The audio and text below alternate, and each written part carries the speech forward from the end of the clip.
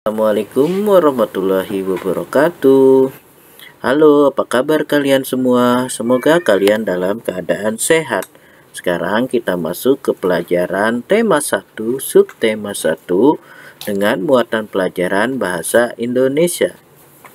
Nah, anak-anak perhatikan ya, tujuan kita belajar di tema 1 itu apa?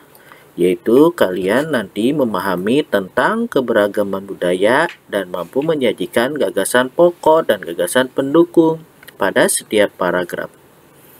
Sekarang perhatikan ya materi berikut ini. Apa sih gagasan pokok itu? Gagasan pokok adalah topik yang dibahas pada suatu teks.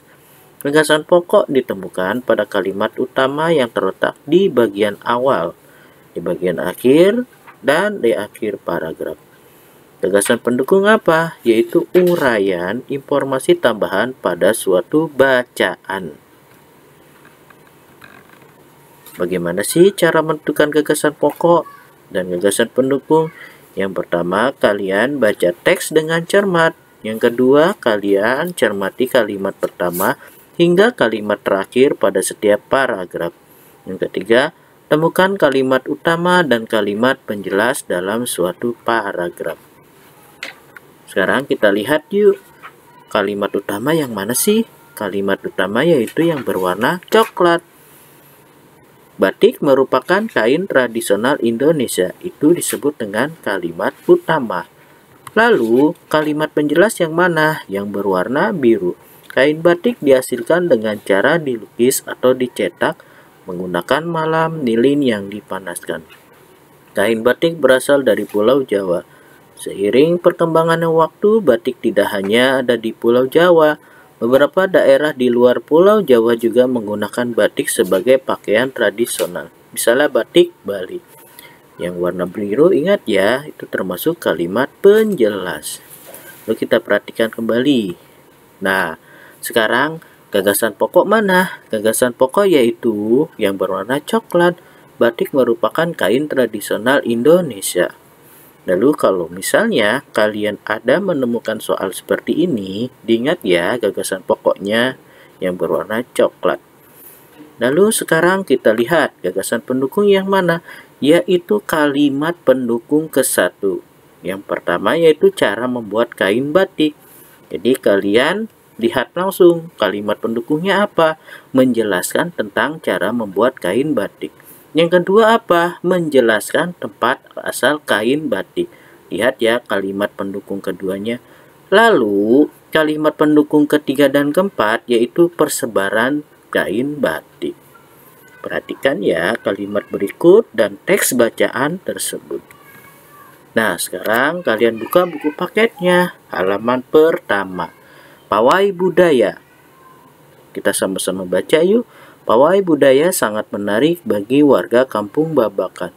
Pawai ini merupakan menampilkan keragaman budaya Indonesia.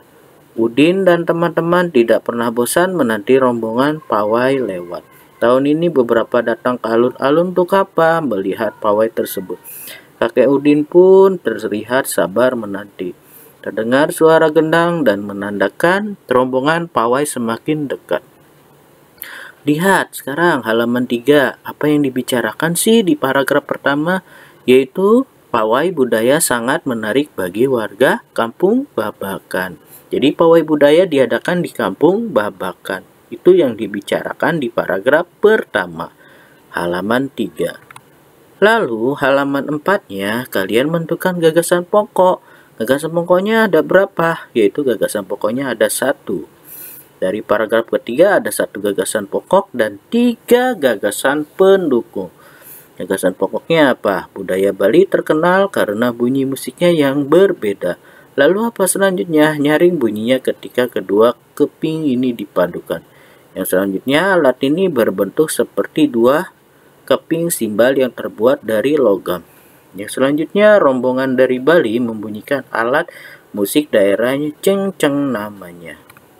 Lalu yang paragraf keempat, gagasan pokoknya menjelaskan apa?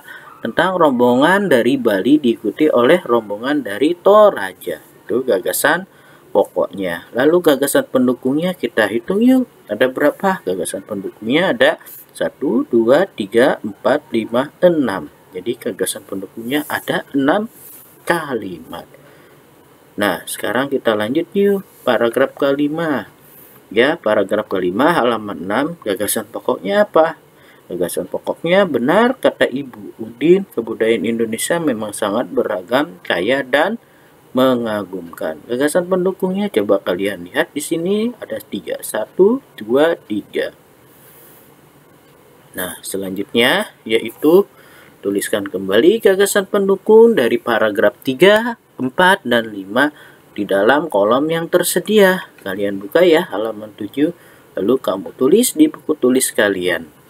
Ingat ya, ditulis di buku kalian agar kamu semakin paham. Yang paragraf ketiga tentang apa? Kalian lihat dan tulis. Yang paragraf keempat, lalu paragraf kelima. Nah, demikian materi yang bisa saya sampaikan. Jika ada salah, mohon maaf. Sampai bertemu lagi di materi berikutnya. Sampai jumpa.